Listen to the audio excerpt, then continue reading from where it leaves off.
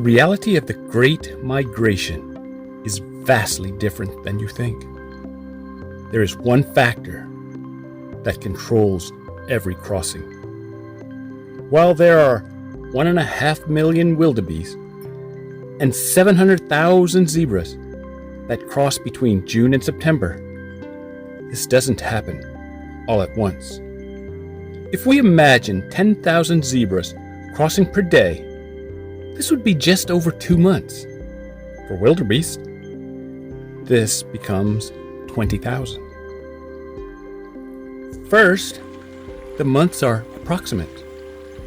Second, remember, the crossing is not all at once. Surprisingly, when you view photos of wildebeest, you come away with an everlasting image, an image of hope. The reality is often you see what looks like dots in the distance. Even when close up, most of the time, they appear as big dots, unless you are right on top of them. Often, a problem with being on top of them is you are blocking their passage across the river. This became obvious when we were in Kenya and the wildebeest in Tanzania, where we saw a jeep nearby. Zebras, on the other hand, were close rather often, regardless of the country you were in. Moreover, zebras appear more likely to cross the river, even though they remain hesitant and skittish. Now, we need to consider animal behavior. Do you think zebras simply walk to the water and cross? No. They spend time deciding whether to cross or not. This is true for wildebeest as well. What do you think is the controlling factor? The hippos? Alligators? And lions? No. The predators are of little significance in the grand scheme of nature. How fast the river is flowing? No. Even while animals may get swept away, the numbers, although seemingly high, are few in comparison. Moreover, depending on where the wildebeest and zebras cross determines the difficulty of a river crossing. There are some calm water locations.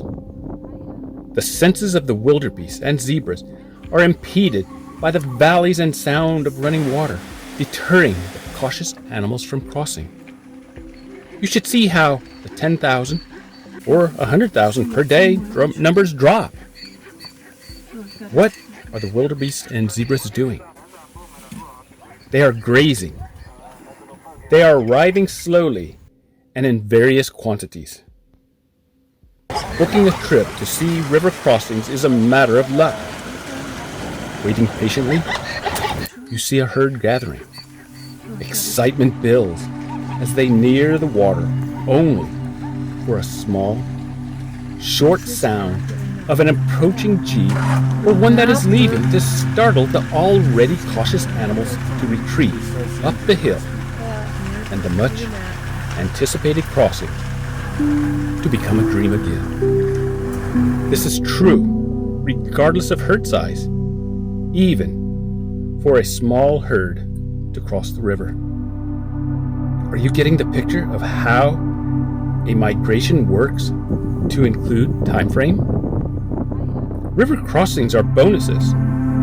The real joy is in the behavior, both individually and jointly.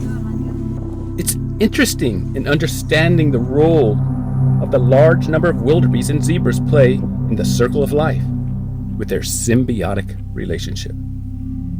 While you and I see grass and even what we consider short grass, this is not the case. You might think with large herds grazing in the same field, they would devour the vegetation instantly. But what's impressive is there's no competition, even though the zebras and wildebeest share the same grass.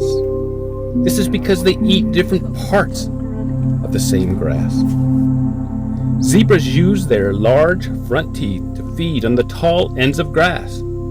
This makes it easier for the wildebeest to eat and suck the juice from the short grass afterwards. You probably think the wildebeest lead the migration. Well, this is debatable. In a way, both the wildebeest and the zebras lead the migration. We think the wildebeest lead because of their massive population and their acute sense of smelling rain. Observing more zebras in Kenya, we can understand how it is possible that zebras may actually lead the migration. Zebras are better at locating water sources and navigating difficult terrain than wildebeest. They possess keen eyesight and hearing, enabling them to detect threats and alert the herd. Remembering the symbiotic relationship and noting the wildebeest with their highly developed sense of smell also helps them detect predators, even when visibility is low, as is often the case when entering a river.